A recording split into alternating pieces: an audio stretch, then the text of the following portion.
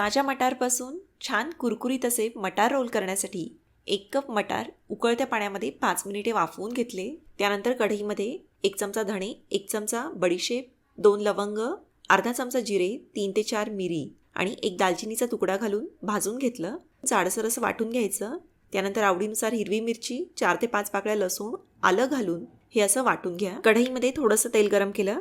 1 बारीक चिरलेला कांदा घालून तो परतून घ्यायचा. हिंग घातलं, हळद घातली आहे. तयार केलेलं वाटण घालून परतून घ्या. वाफवलेले मटार क्रश करून याच्यामध्ये घातले. 1 उकडलेला बटाटा सुद्धा याच्यामध्ये घालायचा.